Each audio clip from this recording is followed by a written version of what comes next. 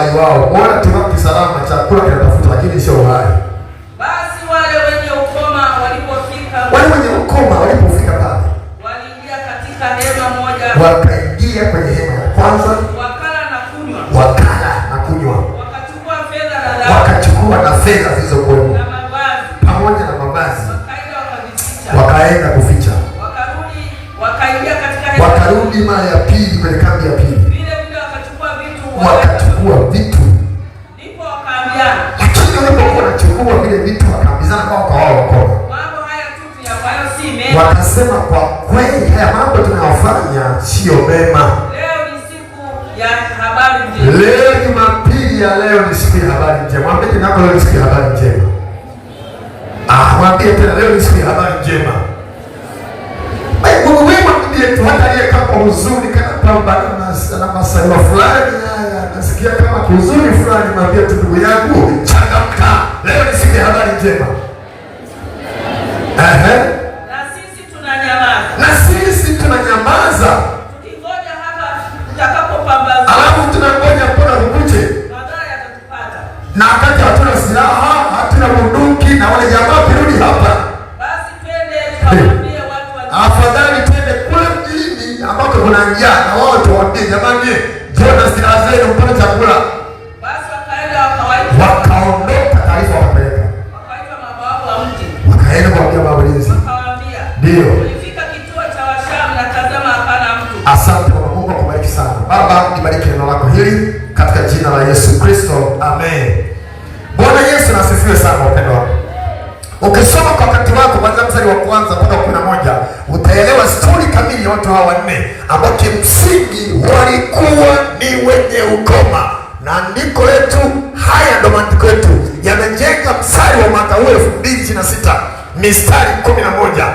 Ndani yake kuna vipengele vingi vya kutosha, lakini kwa leo napenda kurudia na kukazia jambo la msingi ambalo katika hilo litabeba hatima ya matokeo mazuri katika biashara, katika kazi ulio nayo, katika kiroho chako ulicho nacho,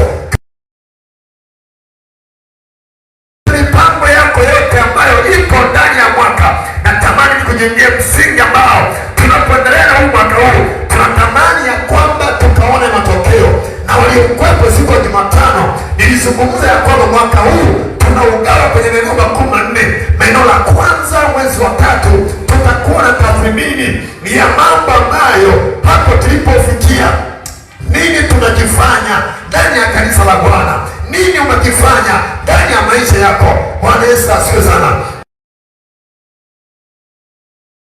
Hapo mwisho tutakuwa na ibada kubwa sana na ya kipekee sana, ambao kwa kweli itakuwa ni ibada itakayotikisa. Tutakuwa na waimbaji wengi watakuweko hapa, waimbaji binafsi watakuweko hapa. Lengo lake ni kuingia kwenye tathmini, kila mmoja waweze kujitafakari kwamba nimechukua hatua gani. Haleluya! Na mwezi wa 3 tumeuweka kuwa ni mwezi ambao utakuwa ni mwezi wa kutoa malimbuko kwa Bwana. Ni kweli hatulini, lakini kuna namna ambavyo Mungu amekubariki kwa malimbuko ambayo Biblia imeagiza ya kwamba leteni malimbuko nyumbani mwangu. Sasa kwa mwezi ambao kila mwaka utakuwa ni mwezi wa malimbuko mbele za Bwana. Haleluya! Malimbuko ya kazi ya mikono yako. Wakati huo ukitafakari, ukijiuliza. Lakini sivyo tu, mwezi tena wa 6 tutakuwa na ibada nyingine tena, nao pia ni ya kujitafakari. Sasa ni ya kujitathmini kwamba tayari ina miezi 6 hii, nini Bwana amenisaidia, nini Bwana ameniwezesha, wapi nimechukua hatua, wapi nimekwama. Na mimi mchungaji wako nipo tayari kusaidia.